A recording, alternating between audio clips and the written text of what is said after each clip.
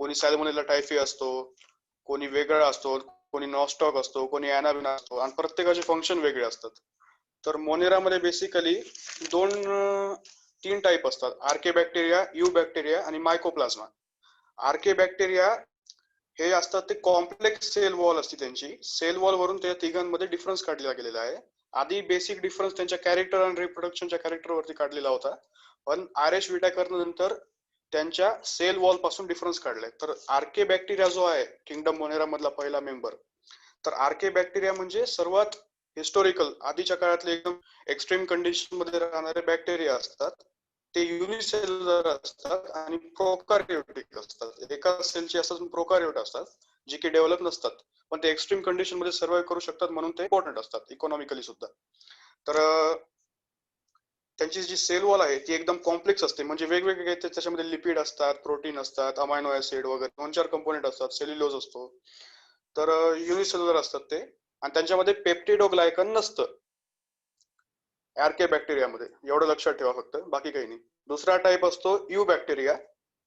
तर यू बॅक्टेरियामध्ये आपण बघितलं होतं त्याचे दोन टाईप असतात, फर्दर डिवाइड केले, त्यांना क्लासिफाय केले, ऑटोट्रॉपिक आणि ऑटोट्रॉपिक अँड हेटरोपिक. तर ऑटोट्रॉपिक म्हणजे स्वतःचं अन्न स्वतः तयार करतात, ते त्यांना दुसऱ्यांवरती डिपेंड नसतात.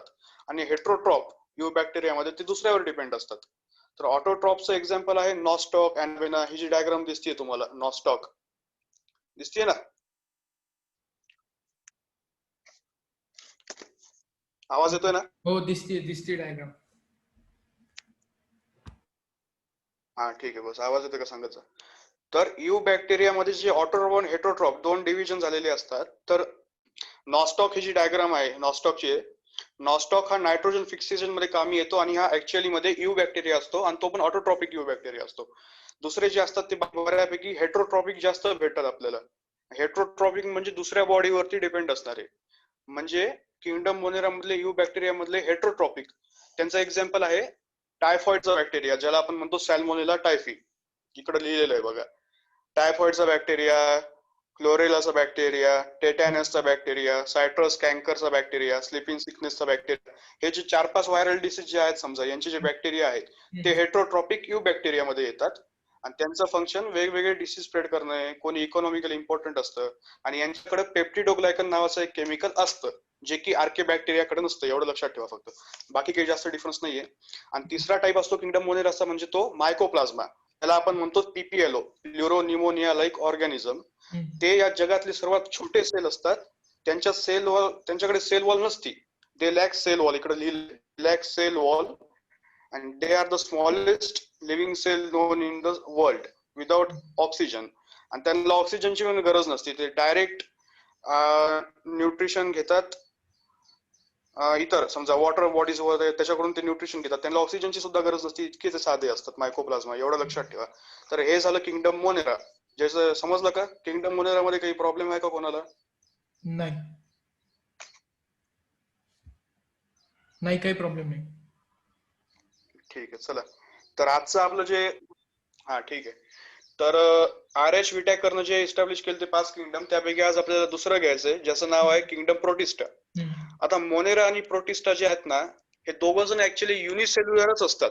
पण डिफरन्स असा असतो की मोनेरा हे प्रोकारियोट सेल असतात, युनिसेल्युलर असले तरी, आणि प्रोटिस्टा युकारियोटिक असतात. म्हणजे प्रोटिस्टा जे आहेत ते फर्स्ट वेल डेव्हलप सेल असतात त्यांच्याकडे, युकारियोटिक असतात ते, आणि युनिसेल्युलर असतात मात्र. आणि फंजाय पासून मल्टीसेल्युलर युकारियोटिक असतात, आणि बाकी सगळे मग प्लांटी ॲनिमल तर आपल्याला माहितीच, ते मल्टीसेल्युलर असतात. 73 ट्रिलियन सेल असतात आपल्याकडे वगैरे वगैरे, तेवढं मग माहिती आहे ते पुढचं. तर प्रोटिस्टा जी असते, दुसरा किंगडम RH विटॅकर म्हणण्यानुसार, ते वेल डेव्हलप असतं. आणि प्रोटिस्टाचे बेसिक कॅरेक्टर जे आहेत की त्यांच्याकडे वेल डेव्हलप सेल वॉल असते. प्रत्येकाकडे नसते, पण काही काही जणांकडे तर असते. त्याचे एक्झाम्पल लिहिलेत पुढे, आणि ते स्पेशली युनिसेल्युलर असतात. म्हणजे मल्टीसेल्युलर प्रोटिस्टा आजपर्यंत भेटलेला नाहीये अजून, त्याच्यावर शोधकाम चालू आहे, असं एक सेंटेन्स आहे बघा तुम्हाला, ते तेवढं वाचून घ्यावा नंतर. एक खास माहिती दिली त्याच्यामध्ये. आणि काही जणांकडे फ्लॅजेला असतो. फ्लॅजेला आणि सिलिया माहिती ना काय असतं ते? फ्लॅजेला अँड सिलिया. हो. ठीक आहे. तर फ्लॅजेला आणि सिलिया म्हणजे लोकोमोशन साठी मदत करणारे त्यांचे पार्ट्स असतात. आता मोनेराकडे बघा फ्लॅजेला आणि सिलिया काही जणांकडेच असतो, जसं की सॅल्मोनेला टायफाई हा जो टायफॉइडचा बॅक्टेरिया आहे याच्याकडे सिलिया असतो आणि काही जणांकडे फ्लॅजेला असतो. पण जास्त जणांकडे नसतो फ्लॅजेला, जसं की मायकोप्लाझ्मा याच्याकडे काहीच नसतं लोकोमोशन साठी, तो एकटाच फिरत असतो. सगळ्यात छोटा सेल आहे तो, काय त्याच्याकडे असणार आहे, फक्त ते लिव्हिंग सेल आहे, झालं लिव्हिंग बॉडी आहे, त्याच्याकडे ऑक्सिजन सुद्धा नसतं. ऑक्सिजन शिवाय आपण जगू शकत नाही, पण ही एकटी लिव्हिंग थिंग आहे mycoplasma which can survive without oxygen, which does not need oxygen. एवढं मात्र लक्षात ठेवा, हे आलेला प्रश्न म्हणून म्हणतोय. तर आता हे जे प्रोटिस्टा मध्ये आहेत हे थोडेसे डेव्हलप असतात युकॅरियोटिक सेल, आणि यांना सगळं लागतं, ऑक्सिजन लागतं, ते प्रे पकडतात, प्रे म्हणजे फूड पकडतात, कॅच करतात. आज जसं की अमिबा, त्याचा प्रे कसा पकडतो माहितीये ना, तो स्युडोपोडिया असतो अमिबा, आणि ते दोन्ही कडे स्ट्रेच करतो त्याची बॉडी, आणि मध्ये एखादा जर प्रे आला वॉटर बॉडी मधला तर तो त्याला एनगल्फ करून घेतो स्वतःच्या आतमध्ये बॉडीमध्ये. तो एक सेल असतो ऍक्च्युअली अमिबा, पण तो इनगल्फ करून घेतो स्वतःला स्प्रेड करून. त्याच्याकडे ऑर्गन नसतो ते पचवायला वगैरे काहीच नसतं, तो ऍब्झॉर्ब करून घेतो आणि इनगल्फ करून घेतो, आणि तो असतो अंडर द किंगडम प्रोटिस्टा. तर एवढंच दिलेलं आहे, बाकी काही नाही, पहिल्या पॅराग्राफ मध्ये वाचायची गरज नाही. तर किंगडम प्रोटिस्टा ऍक्च्युअली लिंक असती कोणामधली, मोनेरा अटांटी ही लिंक असती जोडणारी दोघांना. ते मोनेरा सारखे वाटतात प्रोटिस्टा, पण ऍक्च्युअली ते मोनेरन्स नसतात, कारण की त्यांच्याकडे युकॅरियोटिक सेल असतो, बरोबर आहे, प्रोकॅरियोटिक नसतो. म्हणून ते प्लांटी किंगडम मध्ये आधी डिवाइड झाले होते, पण नंतर त्यांच्या सेल वॉलच्या डिफरन्समुळे त्यांना वेगळं किंगडम मध्ये दिलं. आधी प्रोटिस्टन्स ऍक्च्युअली प्लांटी मध्ये होते, पण नंतर त्यांना वेगळं केलं गेलं. आणि ते युकॅरियोट्स असतात, आणि त्यांच्याकडे ट्रू न्यूक्लियस असतं, कारण की ते युकॅरियोटिक आहेत, एवढं लक्षात ठेवा. आणि दुसरी गोष्ट म्हणजे ते झायगोटचं फॉर्मेशन करतात. आता झायगोट काय असतं माहिती आहे का तुम्हाला? हो.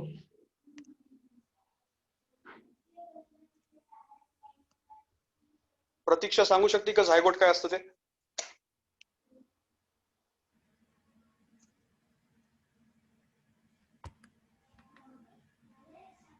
ऑर्गॅनिझमची अर्ली स्टेज असते. आणि ते कसं तयार होतो झायगोट? फ्युजन. गॅमेट फॉर्मेशन झाले होते. फ्युजन. फ्युजन.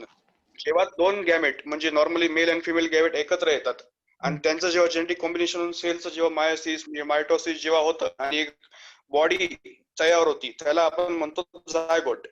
आणि जेव्हा त्यांचं फ्युजन होतं दोन्ही गॅमेटचं, तेव्हा जी बॉडी तयार होती त्याला म्हणतो झायगोट. ती प्रत्येक ऑर्गॅनिझम साठी वेगवेगळी असते. कोणाची बॉडी जी असते झायगोट, कोणाचा स्पोरोफाइटच्या फॉर्म मध्ये असतो, कोणाचा पाण्यामध्ये तयार होतो झायगोट, जसं की मॉसिस लिव्हरवर्ट्स आहेत पाण्यामध्ये तयार होतो.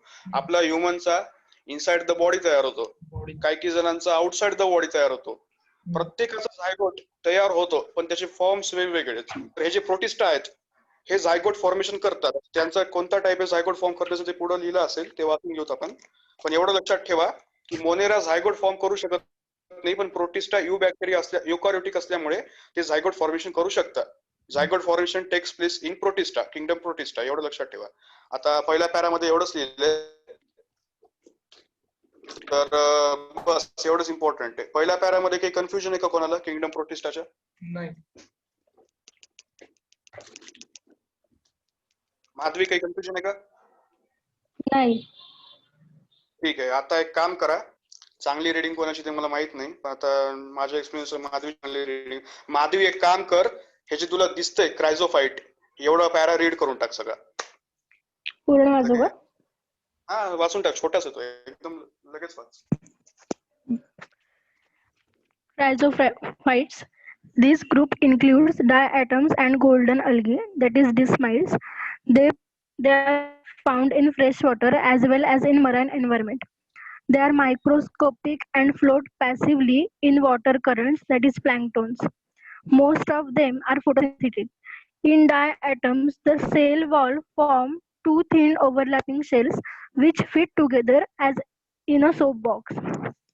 The walls are embedded with silica and thus the walls are indestructible. Thus, diatoms have left behind large amount of cell wall deposits in their habitat. This accumulation over billions of years is referred to as diatomaceous earth.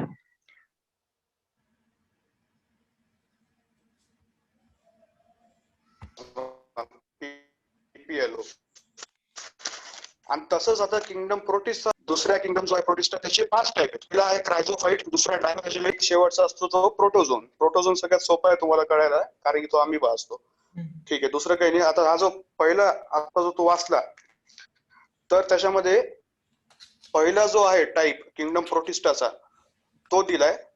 तर याच्यामध्ये साईडला लिहून घ्या तुम्ही. एवढं सगळं para कोणाच्याच कधीच लक्षात राहत नसतं. तुम्ही आज जर शिकले आणि मी पुढच्या महिन्यात जर तुम्हाला विचारलं की किंगडम प्रोटिस्टामध्ये 5 जर किंगडम आहेत, 5 टाईप आहेत, तर क्रायझोफाईट आणि त्यांचे कॅरेक्टर्स काय हे तुम्हाला लक्षात राहणार नाही. म्हणून 2-3च शब्द जे इम्पॉर्टंट आहेत, जे की परीक्षेला आलेले तर येऊ शकतात, ते फक्त साईडला लिहून घ्या. ते मी सांगतो आता तुम्हाला. हे बघा, किंगडम प्रोटिस्टामध्ये क्रायझोफाईट हा पहिला टाईप असतो, ज्यांना आपण म्हणतो डायटम्स. आता डाय आयटम्स आणि डेस्माइट्स हा शब्द लिहून घ्या साईडला. मी जे जे सांगतो ते लिहिला तर तुमचाच फायदा, नाही लिहिला तरी तुम्हाला मग ते रट्टा मारावा लागेल तेवढा पूर्ण पॅरा, जो की कधीच लक्षात राहत नसतो. मी स्वतः छोटे छोटे शब्दच लिहिले म्हणून सांगतोय तुम्हाला. तर काय क्रायझोफाइट्स हे ऍक्च्युअली डाय आयटम्स. काय डाय ऍटम्स आणि काय डाय आयटम मध्ये एक ब्रॅकेट मध्ये शब्द दिलाय डेस्माइट्स, तेवढं साईडला लिहून घ्या. झालं, बाकी काही नाही. आणि त्यांना गोल्डन एल्गी म्हणतात, ते पण लिहून घ्या वाटल्यास. Diatoms are the golden algae आणि ते असतात युकॅरियोटिक, कारण की ते किंगडम प्रोटिस्टाच्या अंडर असतात आणि किंगडम प्रोटिस्टा पासून सगळे युकॅरियोट असतात.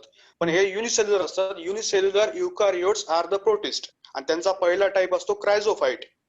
ठीक आहे, तर त्यांना म्हणतो आपण डायटम्स अँड गोल्डन एल्गी. आणि ते chief producer in the ocean असतात, कारण सगळे जे इतर ऑर्गॅनिझम आहेत किंवा जे मासे वगैरे आहेत, तर ते यांच्यावर डिपेंड असतात. प्रोड्युसर म्हणजे कोणता पण असं एक लिव्हिंग थिंग, समजा गवत आहे, त्या आपण प्रोड्युसर म्हणतो. गवत खाणारा गाय, गाईला खाणारा वाघ, त्याची आपली लिंक असती ना, तर जो पहिला टाईप असतो, पहिला मेंबर फूड चेनचा, त्याला आपण प्रोड्युसर म्हणतो. तो आपला अॅनिमल किंगडमचा झाला, प्लांट आणि अॅनिमल किंगडमचा. पण प्रोटिस्टा किंगडमचा प्रोड्युसर जर कोणी विचारलं नीट सीईटी मध्ये, तर तो असतो chrysophyte, diatoms. Diatoms are the chief producer. हा पण साईडला लिहून घ्या. आणि अजून 2-3 शब्द आहेत ते सांगतो मी तुम्हाला. तर क्रायझोफाईट मध्ये सगळ्यात पहिली गोष्ट म्हणजे ते डायटम्स असतात. दुसरं, त्यांना गोल्डन एल्गी म्हणतात, कारण की ते सिलिकॉन या मेटल सोबत डिपॉझिशन झालेलं असतं त्यांचं. आणि silicon in the presence of sunlight glow करतो आणि गोल्डन त्याला एक अपीअरन्स येतो, म्हणून त्याला गोल्डन एल्गी म्हणतात. हे पण साईडला लिहून ठेवा. Golden appearance due to silicon, silica, एवढं लक्षात ठेवा. सिलिकाचा फॉर्म्युला माहिती का काय असतो कोणाला?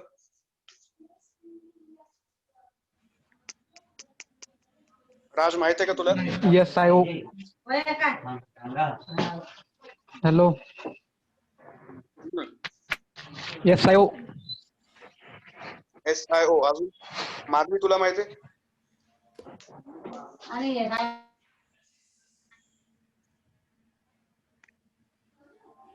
गेली का काय सगळी? नाही आहे. हा ठीक आहे. सिलिकाचा फॉर्म्युला माहिती आहे का कोणाला चांगला? अजून SiO असतो, अजून चांगला फॉर्म्युला कोणाला माहिती आहे? SiO2. नाही, ठीक आहे, हरकत नाही. सिलिका ते सिलिकेट असतं रे. सिलिका, सिलिकेट, रेडॉक्स रिएक्शन म्हणून एक तुम्हाला चॅप्टर आहे ना, त्याच्यामध्ये तुम्हाला आहे बघा सगळे. प्रत्येकाची ऑक्सिडेशन स्टेट जेव्हा चेंज होती केमिस्ट्रीमध्ये, तेव्हा त्यांचं नाव सुद्धा चेंज होता. जसं की NH3+ असेल तर त्याला अमोनियम म्हणतात, NH4+ ला. NO3 असेल त्याला नायट्रेट म्हणतात, NO2 असेल त्याला नायट्राइट म्हणतात. हे तुम्हाला लर्न पाहिजे. सध्या मी सांगतो SiO4 वरती 4- आणि SiO4 याला म्हणतात सिलिकेट. तर याच्यामुळं ते जे असतात आपले प्रोटिस्टा डाय आयटम्स, यांना गोल्डन शाईन येते. एवढंच, बाकी लक्षात ठेवायची गरज नाही.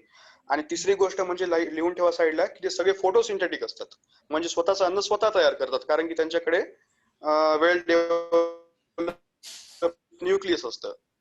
ठीक आहे, ही तिसरी गोष्ट आहे, तेवढं लिहून ठेवा साईडला. आणि चौथी गोष्ट म्हणजे झायगोट फॉर्मेशन ते करतात म्हणा. आणि अजून एक गोष्ट म्हणजे त्यांच्याकडे चांगली सेल वॉल प्रेझेंट असते. बस, क्रायझोफाईटच्या बाबतीत तुम्हाला एवढंच लक्षात ठेवायचंय.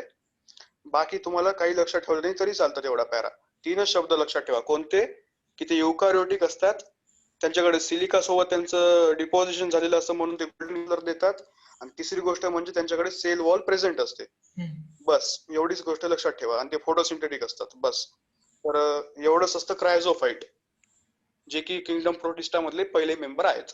कोणाला काही कन्फ्युजन आहे का क्रायझोफाइट मध्ये? माधवी, प्रतीक्षा, आदित्य, राज नाही. सांगा. नाही. असेल तर सांगाल बाबा आत्ताच, कारण की आहे ना नंतर लक्षात ठेवावं लागतं. हे 3च शब्द मी जे तुम्हाला सांगतोय ना प्रत्येक पॅरामधले तेवढे लर्न करून टाका आणि रिव्हिजन करत राहा रोज. तुमचं एकदम बायोलॉजी क्लिअर होऊन जाईल बघा. जास्त काही नसतं. तेवढाच पॅरा पाठ करायची काहीच गरज नसते. किती मोठा टॉपर असो तो कधीच पूर्ण पुस्तक पाठ करू शकत नाही. त्यातले जे इम्पॉर्टंट शब्द आहेत तेच महत्वाचे असतात, तेच तो पाठ करतो, तेच पेपरला आणि तेच तो मार्क घेऊन येतो. बस 3-4 शब्दच इम्पॉर्टंट असतात, वर्ड्स की वर्ड्स असतात ते तेवढे लक्षात ठेवा. तर हे झालं प्रोटिस्टा, किंगडम प्रोटिस्टा मधले पहिले मेंबर ज्यांना म्हणतो क्रायझोफाइट. आता याचे नेक्स्ट मेंबर असतात डायनोफ्लॅजेलेट. तर आता डायनोफ्लॅजेलेट वाचा राज. Dinoflagellates.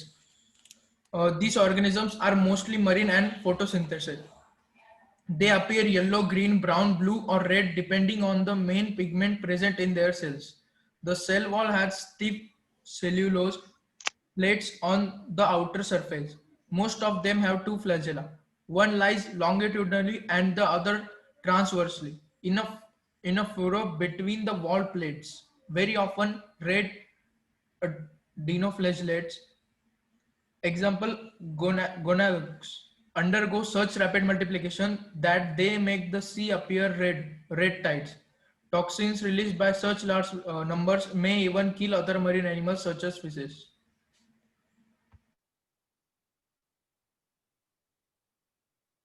झालं का?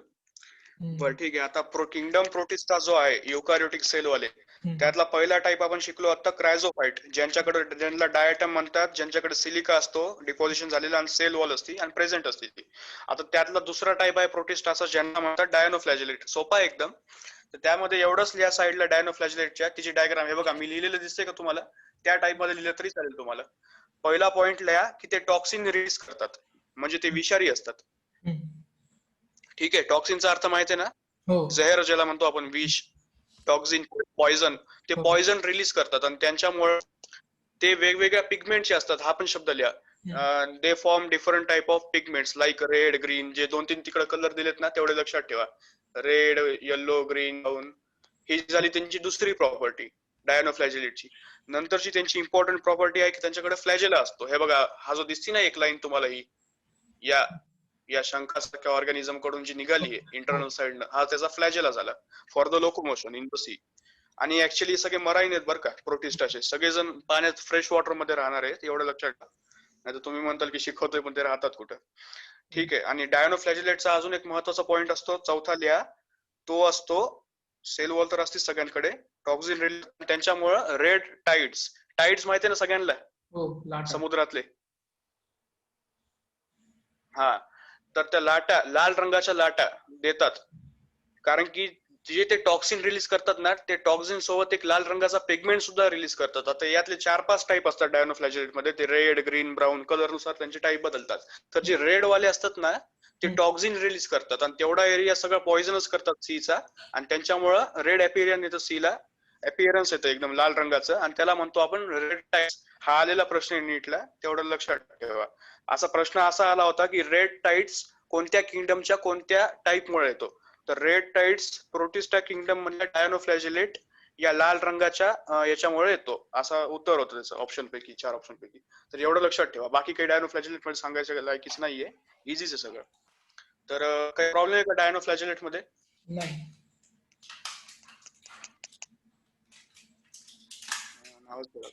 आदित्य, राज, नाही, कोणी, अनुजा, खुशवंत, माधवी, प्रतीक्षा, शेखर, सगळ्यांना काही प्रॉब्लेम आहे का डायनोफ्लॅजेलेट मध्ये? नाही. ओके. अरे मराठीतून बोलले कळतं ना का कोणी हिंदीवाले? नाही, मराठीच. मराठीवालेच आहे सर सर्व. अरे बाबा सांगेल तर असेल तर काही सांगा बरं, नाही तर मी सांगतोय फक्त मराठीत. तसं तर इंग्रजी सगळं म्हणा आपलं.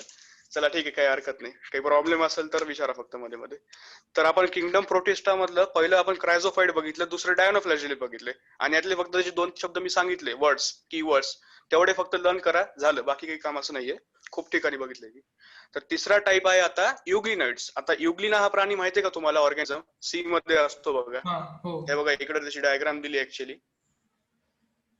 हा, पानासारखा असतो तो, त्याचा पिगमेंट असतो त्याला, आणि झालं. युग्लिना सगळं माहिती 10वी पासून युग्लिना, हो. पॅरामोइशियम हे दोन हा. शब्द आपण हमखास ऐकलेत. हो 10वी पासून 9वी पासून ऐकलेत actually.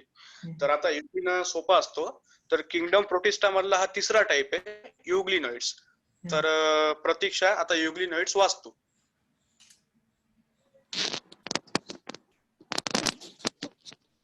Euglenoids. Majority of them are freshwater organisms found in stagnant water instead of a cell wall. They have a protein-rich layer called pellicle, which makes their body flexible. They have two flagella, a short and a long one. Though they are photosynthetic in the presence of sunlight, when deprived of sunlight, they behave like heterotrophs by predating on other smaller organisms. Interestingly, the pigments of euglenoids are identical to those present in higher plants. Example, euglena. ठीक आहे, चला काही हरकत नाही. आता R H विटेकरच्या म्हणण्यानुसार 5 kingdom पैकी दुसरा किंगडम आपण शिकतोय किंगडम प्रोटिस्टा. आता मी प्रत्येक वेळेस रिवाइज करतोय याचा अर्थ असा आहे की तुम्ही लक्षात राहा आणि लिंक लावा. तुम्ही मागचं विसरू नये म्हणून मी रिवाइज करतोय प्रत्येक किंगडमला. ठीक आहे, बाकी काही नाही. तर त्याच्या म्हणण्यानुसार 5 किंगडम पैकी दुसरा किंगडम आपण शिकतोय प्रोटिस्टा. आणि आता हा युग्लिनॉइड्स म्हणजे प्रोटिस्टा मधला तिसरा टाइप आहे. जस की मोनेरामध्ये 3 टाइप आहेत, आर्के बॅक्टेरिया, यू बॅक्टेरिया आणि पीपीएलओ म्हणजे मायकोप्लाझ्मा. तसं प्रोटिस्टा किंगडम मध्ये युकॅरियोटिक सेल वाल्यांकडचा हा तिसरा टाइप आहे जो की आहे युनिसेल्युलर युकॅरियोटिक युग्लिनॉइड्स. तर युग्लिनॉइड्स जे असतात ऍक्च्युली ते सी मध्ये असतात, फ्रेश वॉटर मध्ये, आणि ते फोटोसिंथेटिक असतात. स्पेशली त्यांचं सगळ्यात महत्वाचं कॅरेक्टर म्हणजे फोटोसिंथेसिस म्हणजे स्वतःच अन्न स्वतः तयार करतात. तर हे लिहा पहिले, फोटोसिंथेटिक असतात ते लिहा साईडला. दुसरी गोष्ट लिहा की त्यांच्याकडे सेल वॉल ऑफ सेल्युलोज असते.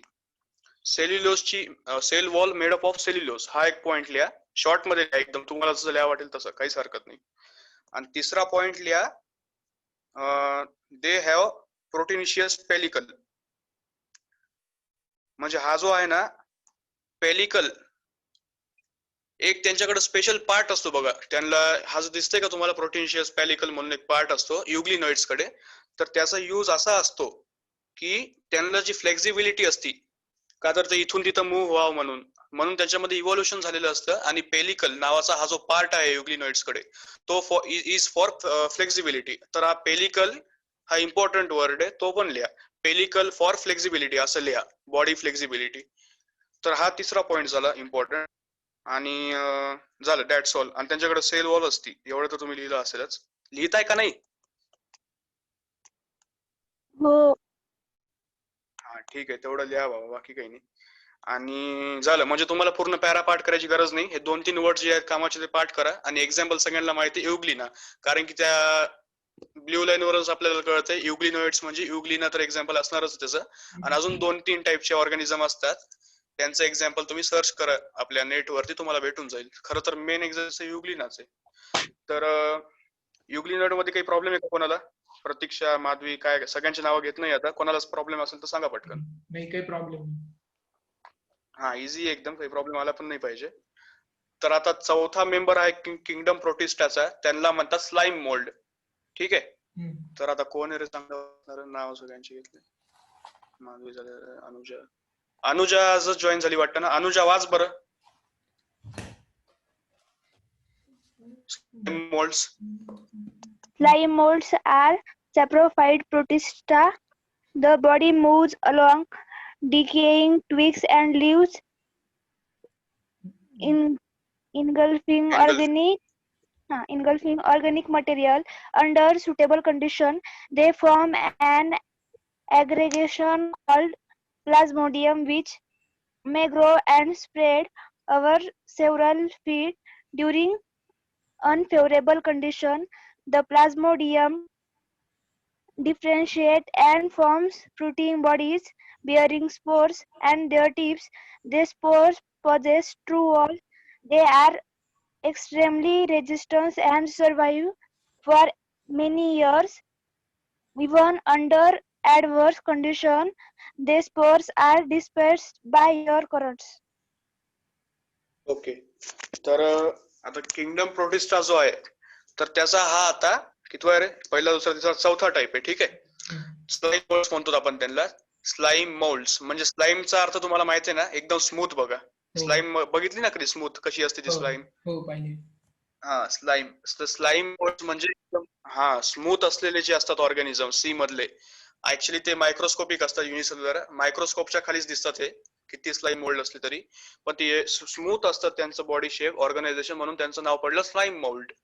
तर स्लाइम मोल्डचा आता एवढा पॅरा वाचला तर त्यातले 2-3च इम्पॉर्टंट वर्ड्स आहेत. तर सगळ्यात पहिला आहे की ते सॅप्रोफायटिक असतात. त्या ऑर्गॅनिझम जो दिसतोय तुम्हाला ब्ल्यू कलर मध्ये, हम्म. त्याच्या बाजूला लिहा की ते आर सॅप्रोफायटिक, एवढं लिहा फक्त. आर सॅप्रोफायटिक इन नेचर, किंवा नुसतं सॅप्रोफायटिक लिहिलं चालेल. तर स्लाइम मोल्ड हे सॅप्रोफायटिक असतात, म्हणजे त्याचा अर्थ असा की ते दुसऱ्यावरती डिपेंड असतात. सॅप्रोफाइट असतात ते, दुसऱ्यावर डिपेंड. बरोबर आहे ना? झालं, ही त्यांची पहिली कॅरेक्टरिस्टिक.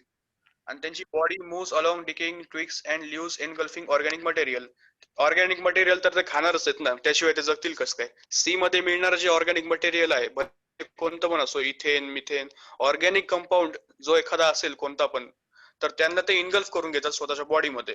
म्हणजे आपण जे मायक्रोस्कोप खाली ऍटम वगैरे बघतो ते ऍक्च्युअली खातात. मॉलिक्यूल तयार झालेले ऑर्गॅनिक मॉलिक्यूल ते खातात, इतके छोटे. आपल्याला दिसत पण नाही इतके ते छोटे मॉलिक्यूल खाऊन जगतात. म्हणजे बघा, इमॅजिन करा, मॉलिक्युलर बेसिस वरती बघा की ते किती छोटे असतात ते. हे झालं त्यांचं दुसरं कॅरेक्टरिस्टिक, ते लिहिलं नाही तरी चालतं. तिसरं इम्पॉर्टंट कॅरेक्टरिस्टिक बघा, स्लाइम मोल्ड जे असतात ते युकॅरियोटिक तर असणारच आहेत. Under suitable condition they form an aggregation called plasmodium which may grow and spread over several feet. आता मी काल सांगितलं होतं, कोणत्या पण अॅनिमल ऑर्गॅनिझमची फेवरेबल कंडिशन हा शब्द आला की त्यांचं रिप्रोडक्शन, बरोबर आहे. एकच अर्थ होता अनफेवरेबल कंडिशनचा, की त्यांना रिप्रोडक्शन करायचं आहे. तर हे यांचं जे रिप्रोडक्शन असतं ते अशा काहीतरी वेगळ्याच टाईप मध्ये असतं. अंडर सुटेबल कंडिशन, खरं तर इकडे अनफेवरेबल नाही, सुटेबल कंडिशन आहे म्हणा. They form an aggregation called plasmodium. Plasmodium तयार करतात ते. ऍक्च्युली ते एक स्पोर असतं, which may grow and spread over several feet. आता ते पुष्कळ फीट पर्यंत असतं. समुद्रामध्ये जे खडक रॉक जे असतात, ज्यांच्यावरती मॉइश्चर असतं, अशावरती ते लोकेटेड असतात, आणि रिजनरेशन करत करत करत जातात आणि सेव्हरल फीट पर्यंत पसरतात समुद्रामध्ये. आणि जे काही प्रे त्यांना समजा धरता आला ऑर्गॅनिक मटेरियल, ते त्याला धरतात, लांबपर्यंत पसरत पसरत जातं आणि खाऊन टाकतात ऑर्गॅनिक मटेरियलला. ठीक आहे, म्हणून त्यांना प्लाझ्मोडियम असं पण म्हणतात. प्लाझ्मोडियम ऍक्च्युअली एक लॉंग स्लाइम मोल्डची लाईन असती. तो एकटाच छोटासा असतो युनिसेल्युलर, म्हणून तो ऑर्गॅनिक मटेरियल इझिली कॅच करून खाऊ शकत नाही. म्हणून इव्हॉल्युशन त्यांच्यामध्ये असं काही झालं की ते स्वतःचं रिप्रोडक्शन करत करत करत करत सेव्हरल फीट पर्यंत समजा ते स्प्रेड झाले. का तर त्यांना फक्त सर्व्हाइव्ह करण्यासाठी ऑर्गॅनिक मटेरियलची गरज आहे, आणि ते डिस्प्लेस होऊ शकत नाही, रॉक वरती चिटकून बसतात, म्हणून त्यांना इझिली ते भेटणं शक्य नाही.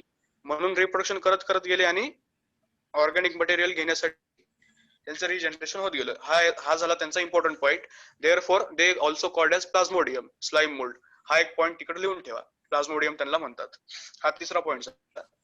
आणि नंतर एक पॉईंट इम्पॉर्टंट आहे, which may grow and spread. Sir, during unfavourable conditions the plasmodium differentiate and forms fruiting bodies bearing spores at the tip. आता अनफेवरेबल कंडिशन म्हणजे अजून जर त्यांना फूडचा सप्लाय झाला नाही, प्लाझ्मोडियमला ऑर्गॅनिक मटेरियल जर त्यांना भेटलं नाही सर्व्हाइव्ह करायला, तर ड्युरिंग अनफेवरेबल कंडिशन प्लाझ्मोडियम डिफरन्शिएट्स म्हणजे अजून ते वेगळे होतात, and forms fruiting bodies bearing spores at the tips. म्हणजे यांची जी टिप आहे समजा, हे डिफरन्शिएट होतात, त्यांचे 2 तुकडे होतात आणि त्यांचे टिप तयार होतात 2 तुकड्यांचे स्लाइम मोल्डचे. ठीक आहे, प्लाझ्मोडियमचे. तर त्याच्यावरती ते स्पोर फॉर्मेशन करतात. आता स्पोरचा यूज काय आहे की the spores possess 2 walls and the extremely resistant and survive for many years.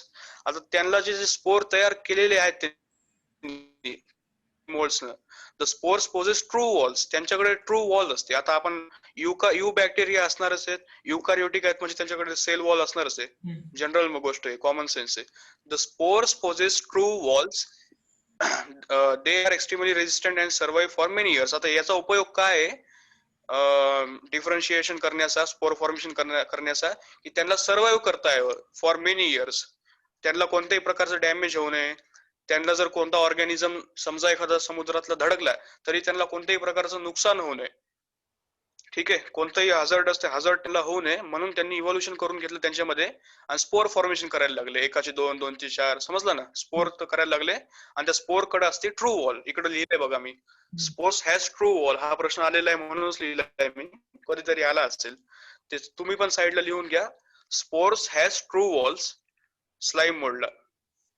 हा इम्पॉर्टंट वर्ड आहे, कारण की त्यांना सेव्हरल इयर जगायचं असतं बिना कोणत्याही प्रकारचं डॅमेज, म्हणून त्यांनी स्पोर असं काही इव्होल्युशन करून घेतलं स्वतःमध्ये. तर even under adverse condition the spores are disperse by air current. आणि ते स्पोर जे असतात एअर करंट सुद्धा जर एखाद्या टाईपचा असेल समुद्र किनाऱ्यावरती, तर एअर करंट जर त्यांना लागलं तर ते दुसरीकडे जातात, दुसरे रिजनरेशन होतं. अजून कोणत्याही प्रकारे जर स्पोरला एअर रिजनरेशन भेटलं, समजा एअरचं करंट, तर ते दुसऱ्या याच्यावर जातात, गॅमेट एकत्र होतात आणि पुन्हा रिजनरेशन करतात. तर यांना म्हणतात स्लाइम मोल्ड. हा थोडासा कन्फ्युजिंग पार्ट आहे, पण 2-4 शब्द जे आहेत त्याच्यातले तेवढे लक्षात ठेवा. किंगडम प्रोटिस्टा दुसरा जो आहे, तर यातला हा जो चौथा आहे स्लाइम मोल्ड, तर याच्यात कोणाला प्रॉब्लेम आहे का? नाही. रिप्लाय करा फास्ट. नाही. नाही. ठीक आहे. काही 2-4 शब्द कामाचे तेवढे लक्षात ठेवा फक्त. ते सॅप्रोफॅटिक असतात, ते प्लाझ्मोडियम तयार करतात. प्लाझ्मोडियमचं पुन्हा स्पोर फॉर्मेशन होतं, रिजनरेशन होतं, रिप्रोडक्शन करून ते स्प्रेड होतात, ऑर्गॅनिक मटेरियल इनगल्फ करतात. एवढं लक्षात ठेवा, बाकी काही नाहीये. तर आता किंगडम प्रोटिस्टा मधला जो लास्ट टाइप आहे प्रोटोझोन्स. आता प्रोटोझोन्स सगळ्यांना माहित आहे, 8वी-9वी पासून तुम्ही ऐकलेले आहे. प्रोटोझोन्स म्हणजे काय, एखादा एक्झाम्पल सांगा मला पटकन, सगळेजण सांगा. Paramecium. Amoeba.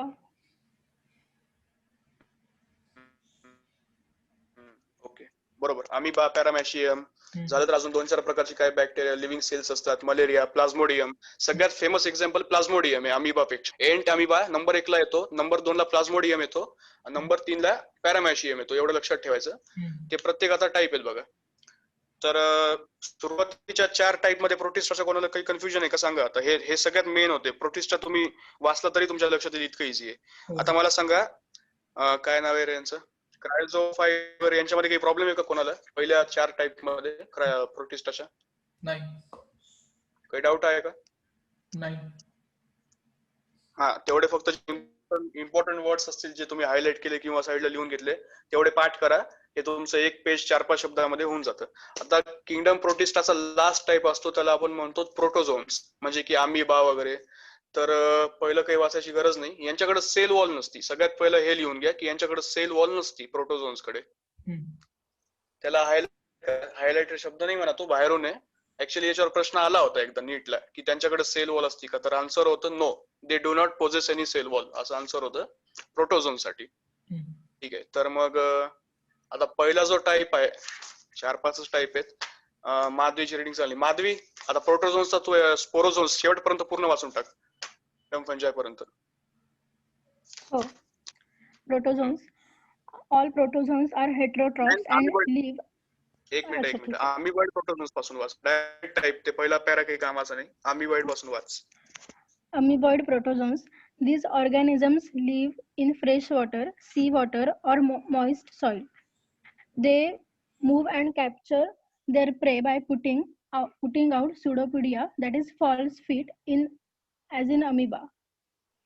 Marine forms have silica shells on their surface. Some of them, such as entamoeba, and are parasites.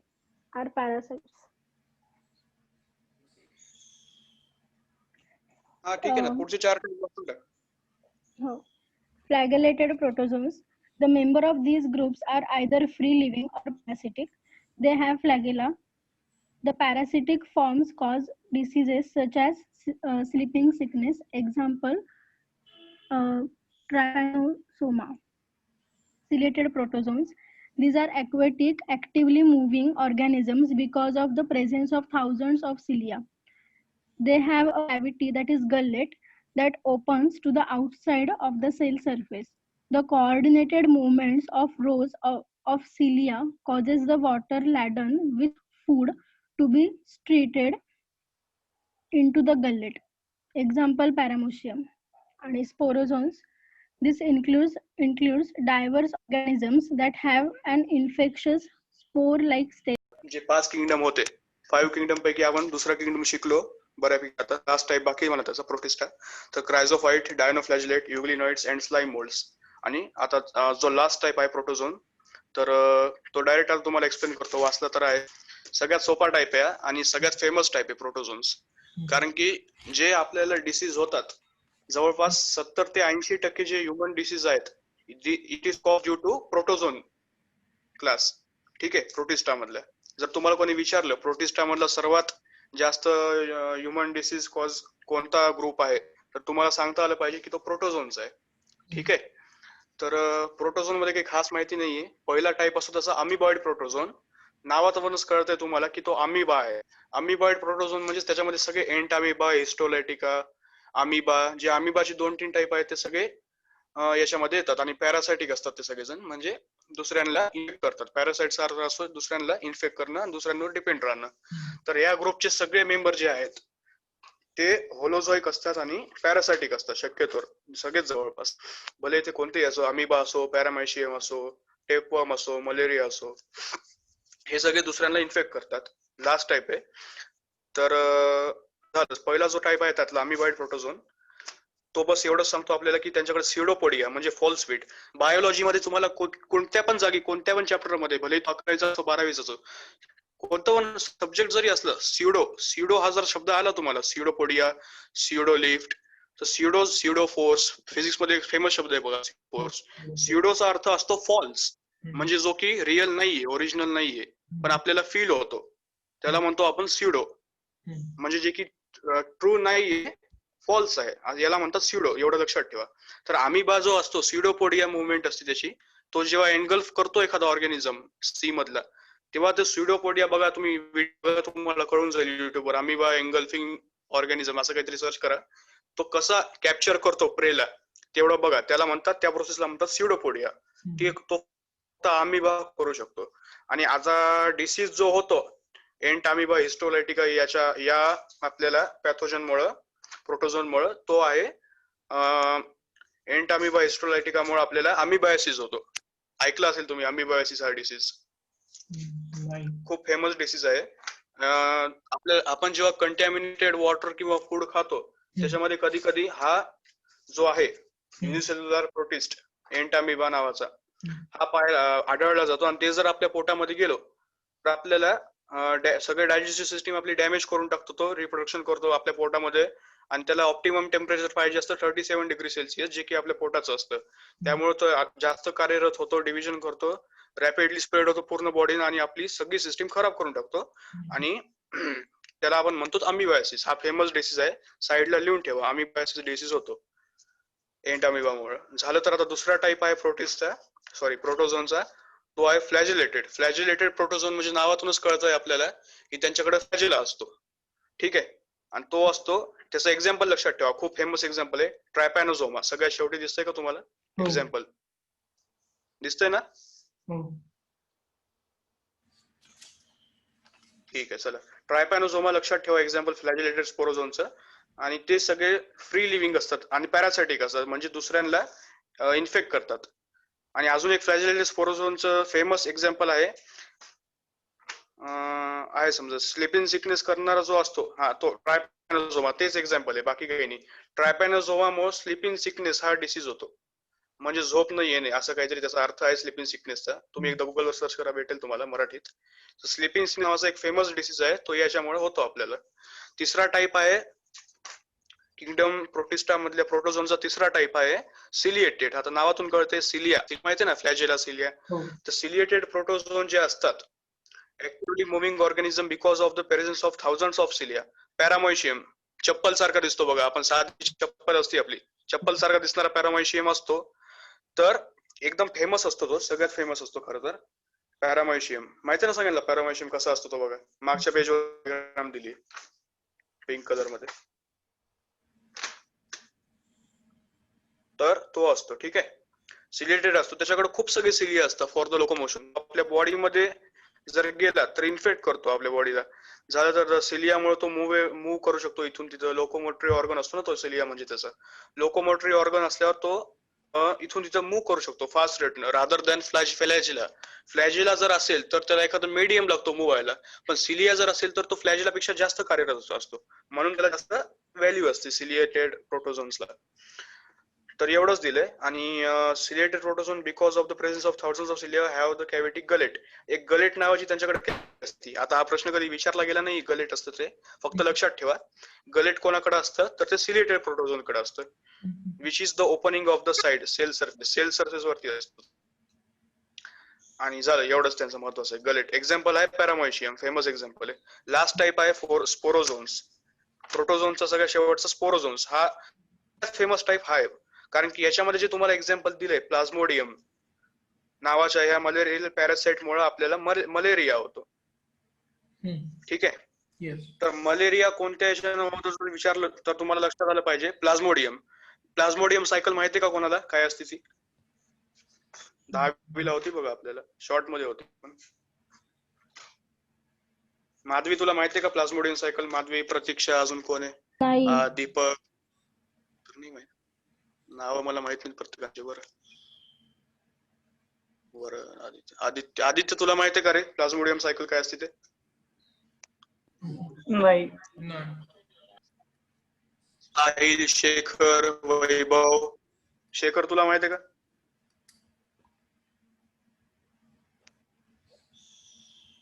कोणालाच माहित नाही. बरं ठीक आहे, जाऊ दे, वेळ नाही वाया घालवायचा आपल्याला. तर ऍक्च्युअली ही जी सायकल असती तर एनोफेलस मॉस्किटो तुम्ही ऐकून आहात का? एनोफेलस मॉस्किटो खूप फेमस आहे बघा, फिमेल मॉस्किटो आहे. फिमेल, मेल आणि फिमेल जे असतात ना, तर एनोफेलस मॉस्किटोच्या सलायवामध्ये हा प्लाझ्मोडियम नावाचा पॅरासाइट असतो. ठीक आहे. हा माहितीये का? ठेवलं नाही काय? एनोफेलस मॉस्किटोचा सलायवा, हा मॉस्किटो जो आहे ना एनोफेलस, तो फिमेल मॉस्किटो असतो ऍक्च्युअली, आणि तो इंटरनल फर्टिलायझेशन करतो त्याच्या सलायवामध्ये. म्हणजे आपली जी सलायवा असते तशी त्या मॉस्किटोची पण सलायवा असते, फिमेल मॉस्किटोची. एनोफेलस मॉस्किटो नाव असतं तिचं, सर्च करा भेटेल तुम्हाला.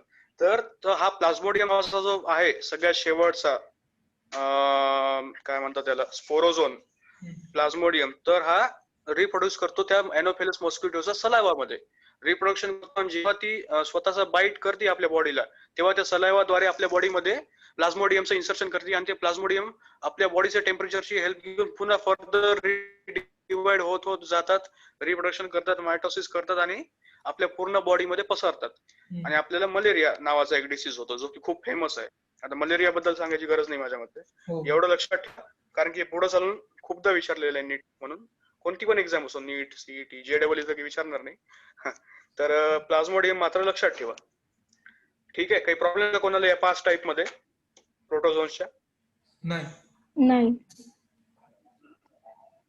ठीक आहे. आता आपण किंगडम प्रोटिस्टा बघितलं. मोनेरा तर असेल तुम्हाला. प्रोटिस्टा, क्रायझोफाइट, डायनोफ्लॅजिलेट, युग्लिनॉइड, स्लाइम, मोल्ड आणि प्रोटोझोन. इम्पॉर्टंट वर्ड्स लिहिले असतील तर तुमचाच फायदा आहे, चांगली गोष्ट आहे, चांगलं असेल. आणि नंतर हे झालं आपलं इकडे किंगडम प्रोटिस्टा. आर.एच. विटायकरचं दुसरं किंगडम आपलं कम्प्लीट केलं आपण इथं. आता तिसरं जे इम्पॉर्टंट किंगडम आहे किंगडम फंजाय. तर आता हे सगळ्यात इम्पॉर्टंट आहे आणि समजून घ्यायला थोडंसं हार्ड आहे. आता मला पूर्ण 2 महिने लागले समजा, नेटवर सर्च करून व्हिडिओ बघून मी स्वतः याला एक्सप्लेन करू शकतोय आज, कारण की मला ते समजायला वेळ लागलाय. तर हे तुम्हाला ऍक्च्युअली 2 पॅरा दिसतात किंगडम फंजाचे, खालचे आणि हा समोरचा कॅरिओगॅमीचा.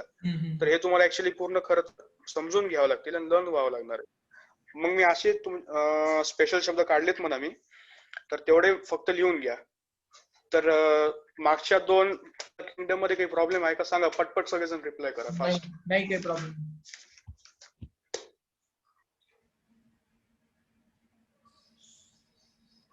ठीक आहे, चांगली गोष्ट आहे. 2 फायलम आपले झालेत समजा, 2 किंगडम. आता तिसरं जे किंगडम आहे किंगडम फंजाय, ते आपण आता स्टार्ट करूत. थोडा वेळ घेतो वाटल्यास, फक्त पहिला पॅरा घेऊत आपण, कारण की झाला 1 घंटा नाही म्हणता, जास्त वेळ घ्यायचं पण नाही, मला पण काम आहे. तर आता एक काम कर माधवी, तुझी रिडिंग चांगली वाटते, तर हा जो पहिला तुला दिसतोय पॅरा किंगडम फंजायचा, पहिला पॅरा वाचून टाक. Kingdom fungi. The fungi constitute a unique kingdom of heterotrophic organism. They show a great diversity in morphology and habitat. When you are bred develop mold or your orange roads, it is because of fungi. The common mushroom you eat and toadstools are also fungi. White spots seen on mustard leaves are due to a parasitic fungus. Some unicellular fungi, example yeast, are also used to make bread and beer. Other fungi cause diseases in plants and animals. Wheat rust causing pucina is an important example. Some are the some are the source of antibiotic. Example, penicillium. Fungi are uh,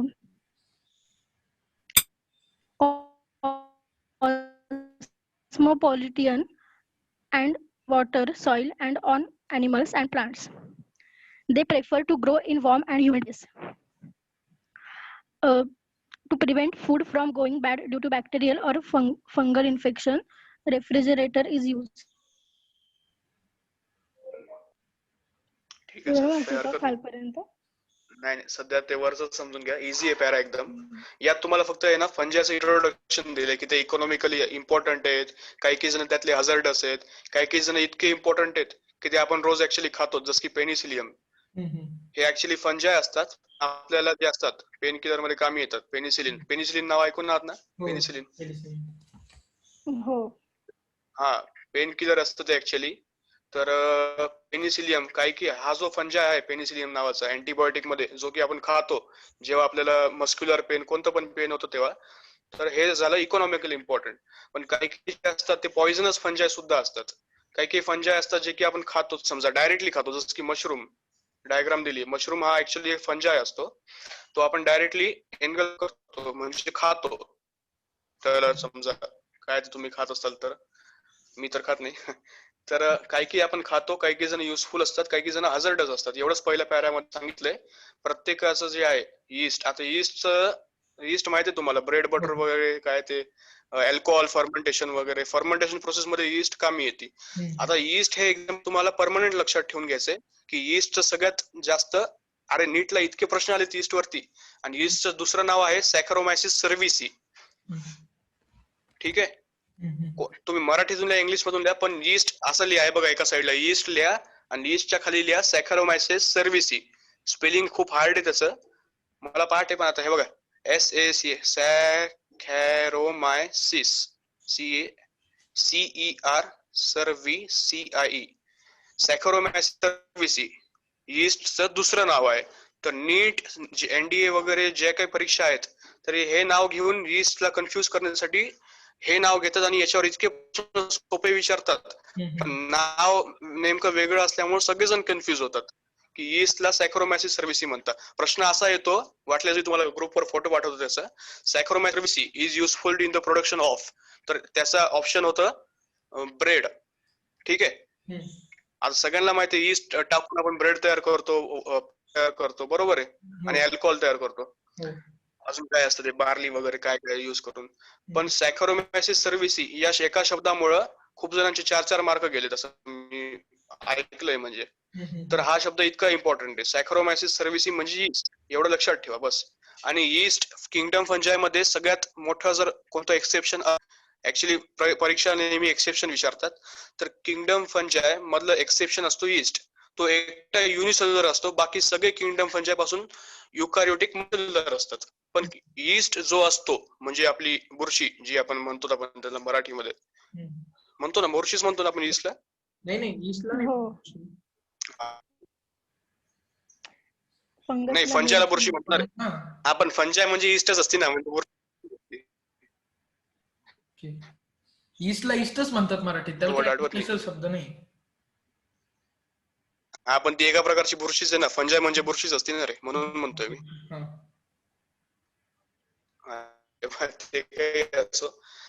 तर exception लिहा बाजूला. East म्हणजे सॅकरोमायसिस सर्व्हिसी हे एकटं अख्ख्या kingdom फंजाय मध्ये एकटं असं फंजाय आहे, बुरशी आहे, जी की युनिसेल्युलर असते. हा पण प्रश्न नीटला आलेला आहे 2013ला की एक्सेप्शन काय किंगडम फंजाय मधलं, जो की युनिसेल्युलर असतो, तर तो असतो ईस्ट आपला, जो आपण रोज वापरतो, पण आपल्याला नावामुळे कन्फ्युजन होतं. तर ऑप्शन होतं सॅकरोमायसिस सर्व्हिसी म्हणजे ईस्ट. एवढं मात्र लक्षात ठेवा. आणि हे एक्सेप्शन आहे. फेमस यीस्ट असतं, बस एवढंच लक्षात ठेवा पहिल्या पॅरामध्ये. आता बाकी पेनिसिलिन वगैरे तुम्हाला माहित आहे. आणि तिसरं एक असतं अँटीबायोटिक पुसिनिया. पुसिनियाचा यूज काय आहे, वेअर रस्ट कॉझिंग पुसिनिया, म्हणजे जे आपले लोखंडावरची जी रस्ट चढती, रस्टिंग होतं ते पुसिनियामुळे होतं. ऍक्च्युली बुरशीमुळे सुद्धा रस्टिंग होतं, असं नाही की पाण्यामुळे वगैरे रस्टिंग होतं. पुसिनिया नावाचा ही जी बुरशी आहे, फंजाय, याच्यामुळे सुद्धा रस्टिंग होती. हा, तर हे 2-3 तुम्हाला एक्झाम्पल लक्षात पाहिजे. आपलं जे मस्टर्डचं प्लांट, मस्टर्ड म्हणजे माहिती आहे ना, मोहरीचं जे झाड असतं आपलं, मोहरी, राई का पेड, बरोबर आहे, राई म्हणतो ना आपण त्याला. राईच्या झाडावरती, मोहरीच्या झाडावरती जे व्हाईट स्पॉट येतात, तो ऍक्च्युअली त्याचा डिसीज असतो, पॅरासायटिक फंगस असतो. ते पण याच्यामुळेच होतं. याच किंगडम मधले जे मेंबर्स असतात काही त्यांचं नाव दिलं नाही आपल्या एनसीआरटी न, तर याच्यामुळेच होतं, ईस्ट वगैरे यांच्यामुळे. तर पहिल्या पॅरामध्ये एवढंच दिलंय, एक्झाम्पल फक्त लक्षात ठेवा. आणि ईस्टचं बाजूला लिहून ठेवून त्याचे एक्सेप्शन पाठ करून घ्या, की ईस्ट ला आपण सॅक्रोमॅसिस सर्व्हिसिंग म्हणतो, आणि ते ब्रेड साठी युज करतात. आणि अजून एक त्याचा युज म्हणजे ते अल्कोहोल फर्मेंटेशन मध्ये युज करतात. आणि सगळ्यात मोठी गोष्ट म्हणजे ते एक्सेप्शन असतं किंगडम फंजायला, कारण की ते एकटे युनिसेल्युलर असतात आणि बाकी सगळे मल्टीसेल्युलर असतात. ठीक आहे, एवढंच लक्षात ठेवा. आता दुसरा जो पॅरा आहे विथ पासून, तो राज सुवाशीला. With the exception of yeast, which are unicellular, fungi are filamentous. Their bodies consist of long, slender, and thread-like structures called hyphae. The network of hyphae is known as mycelium. Some hyphae are continuous tubes filled with multinucleated cytoplasm. These are called choanotic hyphae. Choanocytic hyphae. Others have septae or cross walls in their hyphae. The cell walls of fungi are composed of chitin and polysaccharides. झालं का? हा, झालं. But ठीक आहे. आता दुसरा para जो आहे ना, तो एकदम इम्पॉर्टंट आहे for the kingdom fungi. R H. विटॅकरनं जे 5 किंगडम सांगितले, त्यातला पहिला असतो मोनेरा, दुसरा प्रोटिस्टा जो की आता झाला, त्याचे 5 टाईप असतात ते लक्षात ठेवा. आता आपण तिसरा शिकतोय, त्याचं नाव आहे किंगडम फंजाय. आणि किंगडम फंजाय जे असतात ते सगळीकडे असतात आणि थोडे मायक्रोस्कोपिक नसून मॅक्रोस्कोपिक असतात. म्हणजे यांना आपल्याला मायक्रोस्कोपच्या खाली बघायची गरज नसते. फक्त जी ईस्ट सारखी युनिसेल्युलर असतात त्यांनाच फक्त आपण मायक्रोस्कोपच्या खाली बघतो. बाकी सगळे मशरूम वगैरे जे मेंबर्स असतात ते आपल्याला डायरेक्ट दिसतात डोळ्यानं, त्यांना मायक्रोस्कोपच्या खाली बघायची गरज नाही. म्हणून ईस्ट म्हणजे सॅक्रोमॅटिस सर्व्हिस लक्षात ठेवा. झालं. तर आता तुझा पॅरा वाचला, याच्यामध्ये एक गोष्ट सगळ्यात महत्वाची आहे की with the exception of east, ते मी आता सांगितलं, युनिसेल्युलर फंजाय आर फिलामेंटस, म्हणजे त्यांच्याकडे फिलामेंट्स असतो, बरोबर आहे. फिलामेंट म्हणजे धागे असतात त्यांच्याकडे, ठीक आहे, फंजायकडे. मशरूमला पण बघा काही काही ठिकाणी असे धागे असतात बघा, दोरे धागे असतात, त्यांना म्हणतो आपण फिलामेंट. त्यांची बॉडी फिलामेंटच असते. Their bodies consist of long slender thread like structure called hyphae. आणि एक हायफी नावाचा एक सगळ्यात इम्पॉर्टंट त्यांच्याकडे थ्रेड लाईक स्ट्रक्चर असतो, आणि ज्याच्या नेटवर्कला आपण म्हणतो मायसेलियम. साईडला तुम्ही लिहून घ्या, network of hyphae is called mycelium. हा आलेला प्रश्न आहे. Network of hyphae is called as mycelium. ठीक आहे, काही प्रॉब्लेम आहे का कोणाला? नाही. आता हे जे असतं नाव यांचा काही अर्थ नसतो. आता बायोलॉजिस्ट लोकांनी नाव ठेवलेले आहेत ते आपल्याला जशाला तसे रट्टा मारावा लागतात, याला काही समजावण्यात अर्थ नाही. ठीक आहे. एक लॉंग स्लेंडर थ्रेड असते त्याला म्हणतो हायफी, आणि त्याचा जो नेटवर्क असतो वेगवेगळ्या प्रकारच्या हायफीचा त्याला आपण म्हणतो मायसेलियम. हा, मायसेलियम. ठीक आहे. तर नेक्स्ट बघूत आपण. Some hyphae are continuous loops filled with multinucleated cytoplasm. This are called coenocytic hyphae. म्हणजे आता हे जे लॉंग थ्रेड लाईक स्ट्रक्चर असतात हायफी नावाचे, तर काही मशरूम किंवा काही प्रकारच्या फंजाय मध्ये थोडे हे डेव्हलप असतात, आणि त्यांचं जे नेटवर्क असतं मायसेलियम हायफीचं ते एकदम मल्टी न्यूक्लिएटेड असतं. म्हणजे एका हायफी मध्ये एकच न्यूक्लियस नसून जास्त न्यूक्लियस असतात. फॉर द चांगले फंक्शन होण्यासाठी, त्यांना पाणी न्यूट्रिशन भेटण्यासाठी, त्यांचं डीएनए आरएनए चांगलं होण्यासाठी त्यांच्याकडे एक पेक्षा जास्त न्यूक्लियस असतं, आणि त्याला आपण म्हणतो त्या टाईपच्या फंजायला कोएनोसायटिक हायफी, त्या टाईपच्या हायफीला. आणि हे हायफी काही फंजाय मध्ये असतात. एवढं साईडला लिहून ठेवा. सगळ्यात इम्पॉर्टंट टॉपिक हा आहे या पॅरामधला, की कोएनोसायटिक हायफी विथ देअर मीन, त्याला आपण म्हणतो मल्टी न्यूक्लिएटेड सायटोप्लाझम असलेले. एकाच्या सायटोप्लाझम मध्ये समजा एकच न्यूक्लियस असतो कोणत्या, आपलं स्वतःची जी सेल आहे सायटोप्लाझम मध्ये एकच न्यूक्लियस असतो. पण हे जे हायफी असती फंजाय बुरशी यांच्या काही एक्सेप्शन असे आहेत की एकाच सेल मध्ये हायपीच्या एकापेक्षा जास्त म्हणजे मल्टी न्यूक्लियस असतात, कारण की त्यांचं फंक्शनिंग चांगलं असावं सेलचं म्हणून. डिफरंट टाइप ऑफ फंक्शन त्यांना परफॉर्म करायचं असतं ना एक्झिस्टिंग लाईफ मध्ये, म्हणून त्यांच्या मल्टी न्यूक्लियस असतात सायटोप्लाझम मध्ये त्यांच्या, आणि त्याला आपण म्हणतो कोएनोसायटिक हायपी. बस एवढं इम्पॉर्टंट आहे. आणि हे आपण सगळे एका फंजाय बुरशीच्या किंगडम मध्ये बघतोय. त्याची नेक्स्ट गोष्ट आहे ऑदर्स हॅव सेप्टा और क्रॉस वॉल्स. हे काही कामाचं नाहीये, एवढं लक्षात पण ठेवू नका. हा, आणि सगळ्यात शेवटची जी लाईन आहे, the cell wall of fungi, म्हणजे सर्व प्रकारच्या जी बुरशी आहे, बुरशीची सेल वॉल कायटीन आणि पॉलिसॅकराइड यांची बनलेली असते. यांना हायलाइट करून ठेवा किंवा अंडरलाईन करा किंवा साईडला लिहून घ्या. कायटीन आणि पॉलिसॅकराइडची यांची सेल वॉल बनलेली असते, कारण की हे असतात युकारियोटिक आणि वेल डेव्हलप सेल असतात. न्यूक्लियस असतं ज्याच्याकडे, खरं तर एक पेक्षा जास्त न्यूक्लियस असतं, प्रत्येक न्यूक्लियसला मेम्ब्रेन असतं, आणि त्यांची जी सेल वॉल असते is made up of chitin आणि पॉलिसॅकराइड. जे की आपण मशरूम खातो, तुम्ही खात असाल तर समजा, ते त्याची जी सेल वॉल असते त्याचं कंपोनेंट्स असतात कायटीन आणि पॉलिसॅकराइड. हे सर्वात महत्वाचा टॉपिक आहे या पॅरामधला कोएनोसायटिक हायपी नंतर, की त्यांची नीटला आलेला प्रश्न आहे the cell wall of the fungi composed of, असा प्रश्न होता. तर त्यांचं उत्तर होतं कायटीन अँड पॉलिसॅकराइड. कायटीन हे केमिकल असतं आणि पॉलिसॅकराइड म्हणजे तुम्हाला माहिती आहे शुगर असतात, सुक्रोज वगैरे, बरोबर आहे. म्हणजे बेसिकली त्यांची सेल वॉल शुगर आणि कायटीनची बनलेली असते, सुक्रोज. ठीक आहे, बस एवढंच आहे इम्पॉर्टंट या पॅरामध्ये. आता नेक्स्ट पॅरा जो आहे ना, तो आहे थोडा इम्पॉर्टंट. माधवी वाच बरं most फंजाय. Most fungi are heterotrophic and absorb soluble organic matter from dead substrates and hence are called as saprophytes. Those that depend on living plants and animals are called parasites. They can also live as symbionts, that is in association with algae as lichen and with root of higher plants, that is mycorrhiza. Mycorrhiza. ठीक आहे, काही हरकत नाही. आता हे जे आहे सगळ्यात शेवटचा पॅरा, हे जे आहे आता वाचलेला आहे, हा आहे इम्पॉर्टंट, पण समजून घ्यायचं लायकीच आहे, बाकी काही नाही. मोस्ट फंजाय जे आहेत, समजा वेगवेगळ्या प्रकारच्या बुरशी, म्हणजे 80% फंगस जे आहेत किंगडम फंजायच्या आर हेट्रोट्रॉपिक आणि ऍब्सॉर्ब सॉल्युबल ऑर्गॅनिक मॅटर. म्हणजे ते सॉइल मधून, समजा आपलं मशरूम समजा, हे जे दिसतं तुम्हाला मशरूम जे असतं ना, तो हेट्रोट्रॉपिक असतो, म्हणजे दुसऱ्यावर डिपेंड असतो आणि ऍब्सॉर्ब करतो मातीमध्ये. त्याचा उगम झाला समजा, जिथं प्रोडक्शन झालं तसं. Absorb soluble organic matter from the dead substrate and hence is called saprophytes. ते ऍक्च्युली मशरूम जो असतो आपला, तो सॅप्रोफाइट असतो, कारण की तो जे डेड ऑर्गॅनिझम असतात, भले काही किडा वगैरे मेला आणि ते सॉइल मध्ये त्याचं डिग्रेडेशन झालं, समजा एखादा इन्सेक्ट मेला, तर ते त्याचा करून स्वतःची ग्रोथ करतात. त्याचे जे ऑर्गॅनिक मॅटर आहे, DNA, RNA किंवा सेल मधले जे काही त्याचे protein, chemical, carbohydrate, lipid, fat, या सगळ्यांना मेलेल्या ऑर्गॅनिझमचा तो यूज करून ग्रोथ करतो स्वतःची. मग आपण त्यांना म्हणतो सॅप्रोफाइट. म्हणजे 80% या हेट्रोट्रॉपिक आणि सॅप्रोफाइट असतात फंजाय, एवढंच म्हणायचंय, बाकी काही नाही. तर पुढचं लिहिलंय those that depend on living plants and animals are, त्यांना आपण सॅप्रोफाइट तो. आणि जसं की मशरूम, तर those on depend on the living plants and animals, त्यांना आपण पॅरासाइटच म्हणणार आहेत ना. कारण की जर एखादं जर आला आपल्या बॉडीमध्ये, समजा ईस्ट आली युनिसला, आणि ते जर आपल्या बॉडीतून न्यूट्रिशन घेऊ लागली स्वतःला जिवंत ठेवण्यासाठी, तर आपण त्यांना पॅरासाइट म्हणतो. मशरूमचं एक्झाम्पल घ्या, झाडाच्या बाजूला असते ती नेहमी. ठीक आहे, काही प्रॉब्लेम आहे का कोणाला? नाही.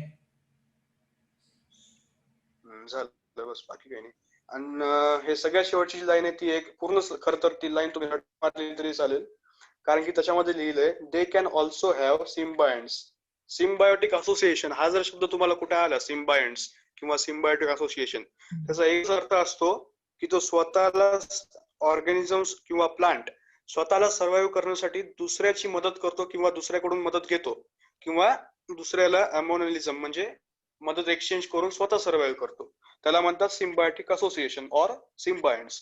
तर तो अशा प्रकारे करतो फंजाय की इन असोसिएशन विथ अल्गा, म्हणजे तो जेव्हा अल्गीच्या असोसिएशन मध्ये असेल, शेवाळाच्या, अल्गी म्हणजे शेवाळ आपलं ग्रीन कलरचं जे दिसतं आपल्याला स्मूथ मॉइश्चर वरती, तर जर अल्गी सोबत जर त्याचं सिम्बायोटिक असोसिएशन असेल, ऍज लायकेन, तर तो लायकेन म्हणून काम करतो. In association with algae as लायकेन.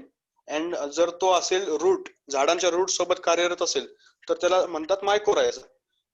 ठीक आहे. आता मायकोरायझा खूप इम्पॉर्टंट आहे. नायट्रोजन फिक्सेशन नावाचा एक टॉपिक आहे आपल्याला बायोटेक्नॉलॉजी मध्ये, त्याच्यामध्ये मायकोरायझा हायलाइट करून ठेवा. त्याला मायकोरायझा नेहमी येणार आहे तुम्हाला पुढे.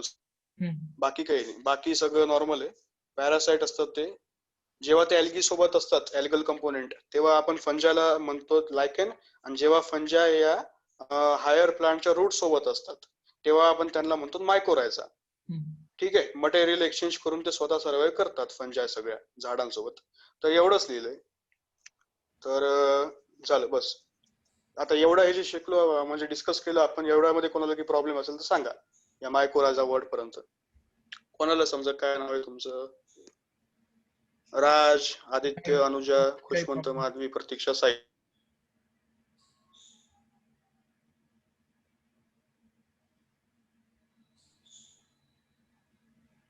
माधवी काही प्रॉब्लेम आहे का? प्रतीक्षा? केमोसिंथेटिक आणि सॅप्रोफायटिक मध्ये काय डिफरन्स आहे एक्झॅक्ट?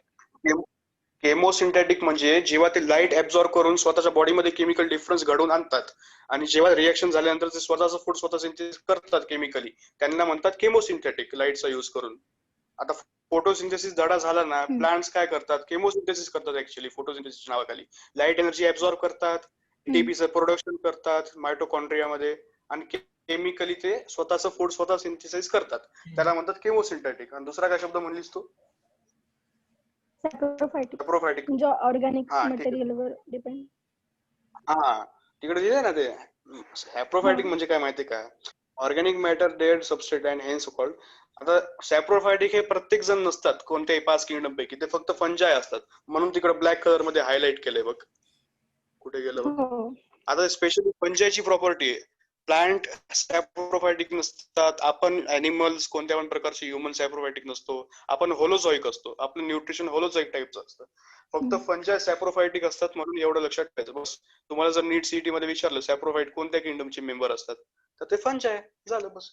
सॅप्रोफायटिकचा अर्थ असतो जे की ऑर्गॅनिक मटेरियल वरती युज करून स्वतःला सर्व्हाइव्ह करतात, टेंडन्सी असते त्यांची, बस. याला म्हणतात सॅप्रोफायटिझम. केमोसिंथेटिक असतं, ऑटोट्रॉपिक असतं, फोटोसिंथेटिक असतं. 4-5 प्रकारचे न्यूट्रिशन आहेत. म्हणून मी म्हणतोय तो जो चार्ट दिला ना तुम्हाला धड्याच्या स्टार्टिंगला, त्यांचं ते न्यूट्रिशनचं जे आहे मोड ऑफ न्यूट्रिशन तेवढं बघून घ्या, प्रत्येकाचं लर्न करून घ्या बस. आता हे बघा, सॅप्रोफायटिक बाकी कुठंच नाही, फक्त फंजाच्या किंगडम मध्ये. त्या चार्ट वरती येऊन बघा तुम्ही, दिसला का? सॅप्रोफायटिक आणि पॅरासायटिक आणि हेट्रोट्रॉपिक. ठीक आहे. हो. आता नेक्स्ट काही कन्फ्युजन आहे का? नाही. राज तुला रे बाबा? नाही, काही नाही, काही कन्फ्युजन नाही. प्रतीक्षा काय? आद्य, अनुजा, खुशवंत, माधवी, साहिल, तुम्हाला काही आहे का कन्फ्युजन? नाही दादा. नाही. ओके, चला मग झालं. एवढंच आहे या पॅरामध्ये. एवढंच आहे जे की मी तुम्हाला सांगितलं. फक्त बाजूला वर्ड्स लिहून घेत जा, म्हणजे तुम्हाला पूर्ण धडा रिवाइज करायची पण गरज नाही. तेवढे 4-5 वर्ड जर तुम्ही नोटच्या स्वरूपात जरी लिहिले साईडला एनसीआरटी वर, किंवा हायलाइट जरी केले हायलाइटरनं, तरी पण तुम्हाला काम होऊन जातं बस. एवढंच, बाकी काही नाही. आता नेक्स्ट जो पॅरा आहे ना, तर आता किती वाजलेत? तुम्हाला काही काम नसेल तर घ्यायचं का? उद्या यायचं? उद्या घ्या सर. बरं ठीक आहे. आज आपण किंगडम प्रोटिस्टा बघितलं, मोनेराचं रिव्ह्यू केलं आणि फंजा स्टार्ट केलं. तर एवढा पॅरा फक्त रिवाइज करा. आणि पुढचं जे आहे ना, इझी आहे खरं तर, ते खूप इझी. पण एक काम करू, हे बघा, एवढं आहे ना, ते पुढचा पॅरा घेऊन टाकू आणि फायकोमायसिट्स वरून जे आहे ना, हे 4 टाईप फंजाची आपण उद्या घेऊ. ठीक आहे? काही प्रॉब्लेम आहे का? नाही, ठीक आहे. नाही. हे 5 मिनिटं होतं, याला काही वेळ लागत नाही. तर आता एक काम कर माधवी, ते लास्ट जो आहे पॅरा तो वाचून टाक तेवढा, खालून पुढच्या पेज पर्यंत. रिप्रोडक्शनचा का? हा, वाच तोच. Reproduction in fungi can take place by vegetative means, that is fragmentation, fission, and budding. Asexual reproduction is by spore formation called conidia or sporangiospores or zoospores. And sexual reproduction is by oospores, ascospores, and basidospores. The variation, the various spores are produced in distinct structure called fruiting bodies. Sexual cycle involves the following 3 steps. वाचू का ते 3? हो तेवढ्या वाचून टाक. Fusion of protoplasm between two motile or non-motile gametes, that is plasmogamy. Fusion of two nuclei called karyogamy, and meiosis in zygote resulting in haploid spores. ठीक आहे. आता हे तुम्हाला जे आहे ना, आता तुम्ही इतके समजा दिवस झाले तुम्ही क्लासिफिकेशनचं बघताय, तर प्रत्येक ऑर्गॅनिझमचं किंवा प्रत्येक किंगडमचं क्लासिफिकेशन ज्या काही बेसिसवर केलं जातं तो सांगा. सगळ्यात पहिले आता आपण जो फंजाय शिकलो त्याचं पहिले आपण सेल टाईप बघितला, नंतर बघितली त्यांची सेल वॉल कशी आहे, नंतर बघितलं त्यांच्याकडे न्यूक्लियस आहे का, नंतर बॉडी ऑर्गनायझेशन बघितलं, इथे सेल्युलर आहेत का ऑर्गन वाले आहेत का मल्टी सेल्युलर आहेत, आणि नंतर मोड ऑफ न्यूट्रिशन बघितलं त्यांचं कसं आहे ते, आणि सर्वात शेवटचं जे आपण बघतो ते असतं त्यांचं रिप्रोडक्शन, जे की त्यांचं एक परमनंट कॅरेक्टर असतं प्रत्येक लिव्हिंग ऑर्गॅनिझमचं, एक्सेप्ट स्टेराईल वन्स. जे काही स्टेराईल असतं ते एक्सेप्शन आहे, बस बाकी काही नाही. तर ऑर्गॅनिझम कोणत्या पण याचा अभ्यास आपण कसा करतोय तुम्हाला एक पॅटर्न कळायला असेल आता कसा करतो आपण ते. सगळ्यात पहिले त्यांचं सेल्युलर ऑर्गनायझेशन बघतो की ते रिप्रोड्यूस कसे करतात. तर आता किंगडम फंजायमध्ये आपण बघितलं की त्यांची इकॉनॉमिकल युजेस काय, सेल असतात का काय असतात, सेल्युलर स्ट्रक्चर बघितलं आपण, त्यांचं मोड ऑफ न्यूट्रिशन बघितलं की ते सॅप्रोफायटिक असतात. झालं तर 2-4 गोष्टी बघितल्या आपण कॅरेक्टरिस्टिक. शेवटचा जो टाईप असतो तो असतो रिप्रोडक्शन कोणत्या पण ऑर्गॅनिझमचा स्टडी करताना. तर फंजाचं जे असतं ना ते रिप्रोडक्शन सगळ्यात इम्पॉर्टंट असतं. तर reproduction in the fungi can take place by vegetative means fragmentation. आता फंजाय जो असतो ना तो असेक्सुअल आणि सेक्सुअल दोन्ही मेथडनं रिप्रोड्यूस करू शकतो. हे जे असतात ते लिंक असतात एकाची. तर प्लांट जे किंगडम प्लांटीचे आपले मेंबर आहेत जे की सेक्सुअल आणि असेक्सुअल दोन्ही टाईपनं रिप्रोड्यूस करू शकतात, हे पण तसेच असतात. फक्त यांच्यामध्ये एक ऍडिशनल प्रॉपर्टी असते, ती असते कोनिडिया अँड झूस्पोर. झूस्पोर हे खूप युज केला जाणारा शब्द आहे प्रत्येक एक्झाम मध्ये. रिप्रोडक्शन जर झूस्पोरनं जर केलं तर तुम्हाला ओळख पाहिजे की ते कोण करतात. ते करतात सगळ्या प्रकारचे किंगडम फंजायचे मेंबर्स. ठीक आहे, तर तेवढं वाचतो मी एकदा. Reproduction in fungi can take place by vegetative means fragmentation. Fragmentation त्यानं काय असतं ते हो, काय असतं? तुकडे तुकडे होण्याचे. फ्रॅगमेंटेशन.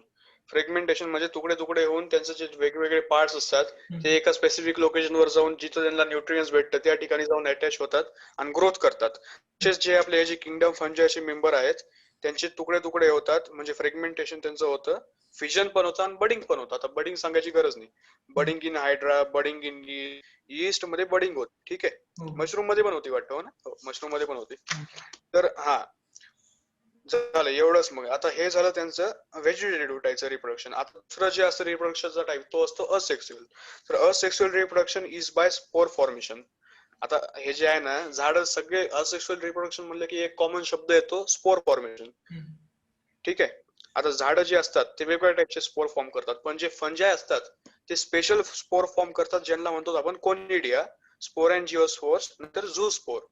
आणि त्यातला सगळ्यात इम्पॉर्टंट वर्ड असतो तो झूस्पोर. असेक्सुअल रिप्रोडक्शन जेव्हा करतात फंजायचे मेंबर्स मशरूम वगैरे तेव्हा ते झूस्पोर्स तयार करतात. यीस्ट फंजाय जे असतात ते झूस्पोर तयार करतात असेक्सुअल. आणि जे सेक्सुअल रिप्रोडक्शन जेव्हा ते करतात तिसऱ्या टाईपचं रिप्रोडक्शन तेव्हा इज बाय oospore, ascospore आणि basidiospore. या 3 टाईपच्या स्पोर फॉर्मेशन ते सेक्सुअल रिप्रोडक्शन करतात. पण असेक्सुअल रिप्रोडक्शन जेव्हा जर तुम्हाला कोणी विचारलं फंजाय असेक्सुअल रिप्रोडक्शन कोणत्या टाईपच्या स्पोरनं करतो तर ते असतो कोनिडिया, स्पोरॅन्जिओस्पोर्स आणि झूस्पोर. साईडला लिहून घ्या. Asexual reproduction by conidia and zoospore, sexual reproduction by oospore, ascospore आणि basidiospore. हे 2-3 शब्द लिहून डिव्हिजन करा, त्यांचं झालं.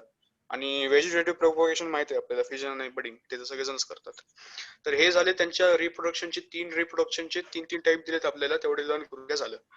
आणि नंतर दिले the various spores are produced in distinct structures called fruiting bodies. आणि काही काही जे स्पोर असतात त्यांचे सेक्सुअल रिप्रोडक्शन मधले असेक्सुअल, तर ते स्पोर जे असतात ना produced in distinct structures called fruiting bodies. Fruiting bodies तयार करतात ते. का तर अट्रॅक्शन वगैरे म्हणून, आणि फ्रुटिंग बॉडी तयार केल्यावर त्यांचं जे पॉप्युलेशन होतं, स्पोर फॉर्मेशन झाल्यावर त्याचा रिप्रोडक्शनचा रेट फास्ट होतो. And the sexual cycle involve the following 3 step. हे झालं असेक्स्युअल बद्दल. आणि सेक्स्युअलचं जे आहे आपण ते आता खाली बघू 3 टाईप. तर पहिला असतो fusion of protoplasm between 2 motile and non motile gametes, त्याला म्हणतो आपण प्लाझ्मोगॅमी. सेक्स्युअलचं सगळ्यांनाच माहिती आहे की 2 गॅमेट एकत्र येतात आणि त्याचा झायगोट तयार होतो, बरोबर आहे. तेच दिलं या पहिल्या सेंटेन्स मध्ये की fusion of protoplasm between 2 motile non motile gametes. आता मोटाइल गॅमेट आणि नॉन मोटाइल गॅमेट यांच्यातला फरक काय माहिती आहे का मला?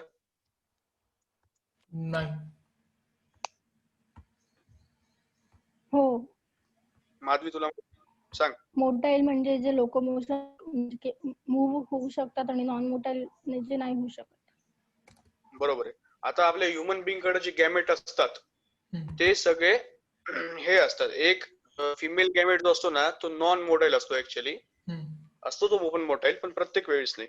पण मेल गॅमेट असतो तो मोटाइल असतो ऑब्व्हियसली, कारण की त्याच्याकडे मायटोकॉन्ड्रिया असतो. मोटाइल कोणत्या पण गोष्टीला एनर्जी लागते फॉर द लोकोमोशन, आणि ती असते त्याची पॉवर हाऊस ऑफ सेल, त्याला आपण म्हणतो मायटोकॉन्ड्रिया. ठीक आहे. ज्यांच्याकडे मायटोकॉन्ड्रिया असतो तो मोटाइल असतो, ज्यांच्याकडे असतो तो नॉन मोटाइल असतो.